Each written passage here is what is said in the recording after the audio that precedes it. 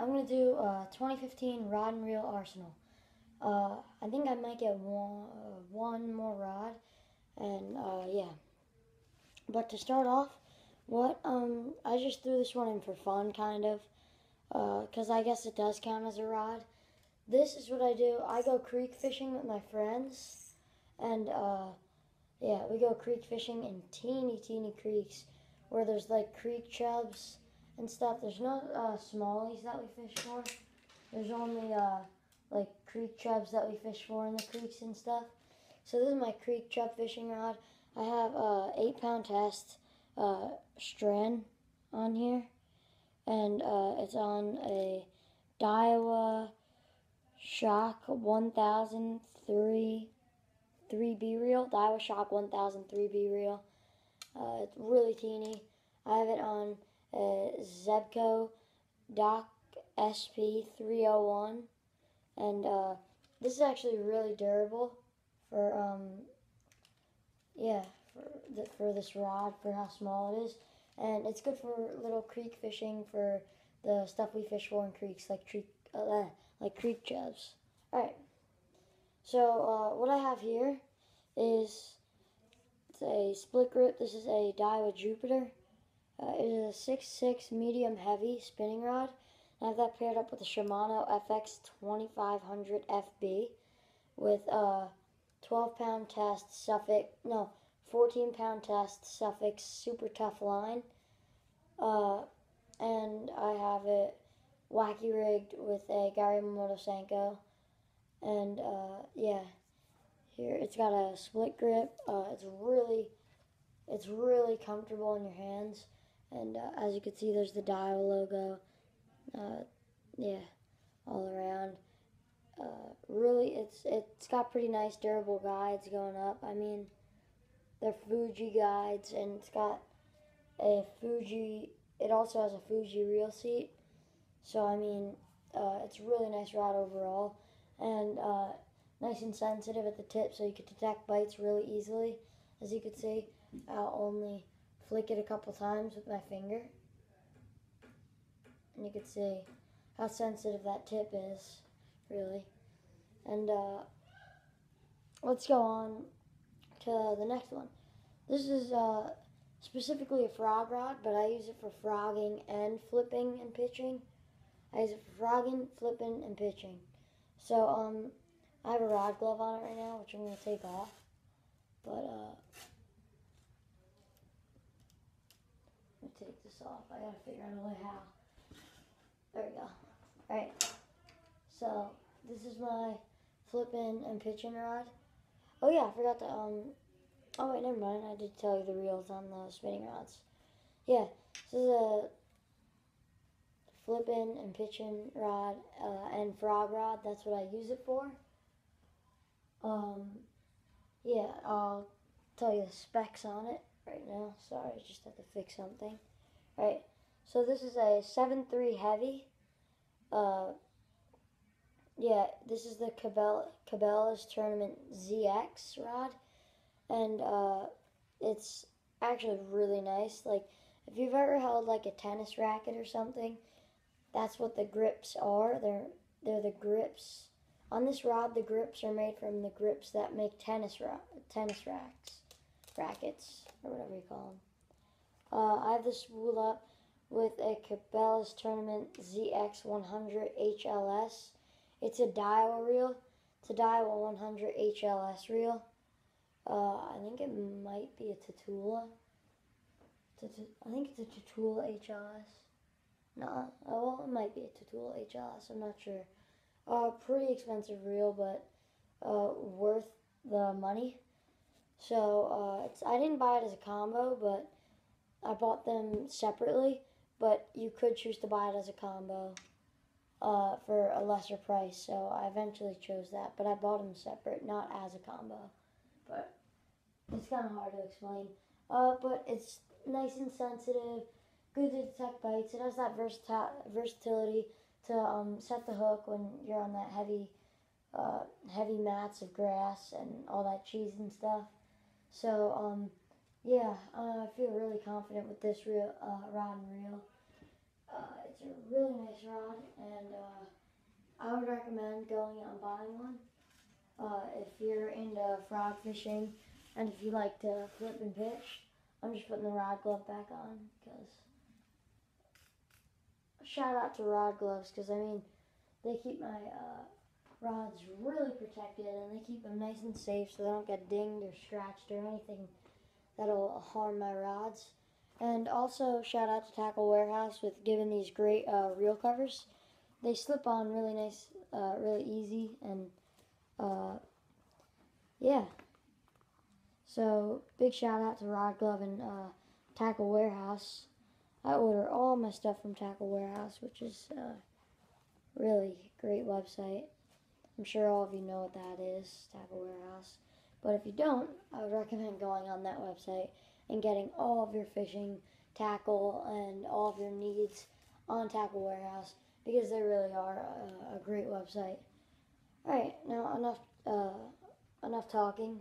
Let's get on to more of the rod and reel arsenal.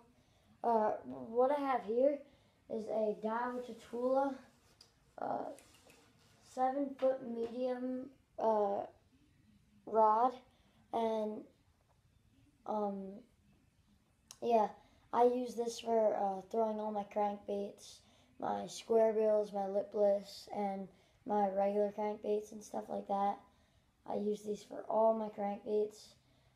Really nice rod. Really comfortable handle on it. I mean, like somebody said on YouTube, it's good for people with smaller hands, but I mean anybody could use it. I mean, it's not just for people with smaller hands. And what I have here is the Daiwa Tatula reel on it. You can go check out in my first video, I did a review on the Lose Speed Spool and this Daiwa Tatula reel. And yeah, you can go check that out to see my review on these reels. Yeah, this is it's called a 0G, zero gravity model. It's really light rod. As you can see, it's it's just really light. You can't see how light it is, obviously, but yeah, with a reel on, it's just a really nice combo together. But once again, I didn't buy this as a combo. I bought it two separately on Tackle Warehouse. And yeah, so let me slip this rod glove back on.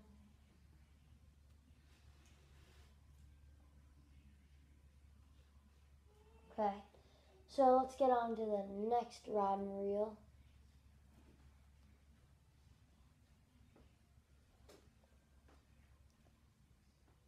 Oops.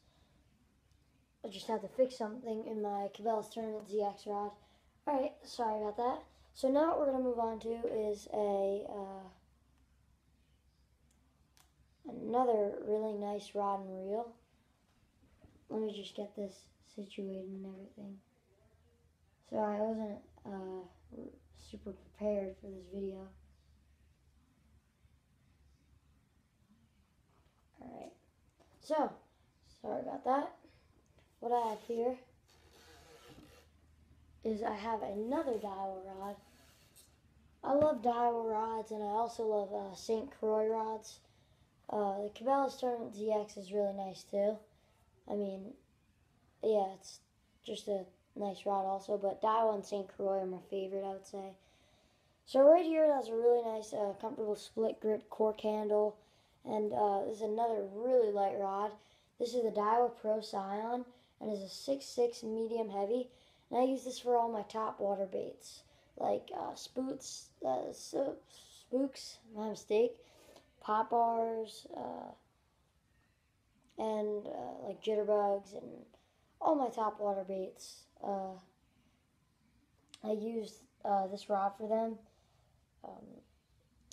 Yeah, here is a quick view. It's got the along with the Tatula rod, this also has a carbon fiber scratch plate design on it, which makes it even more durable.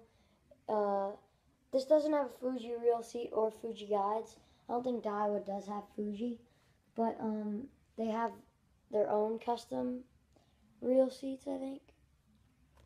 To my knowledge, I think so.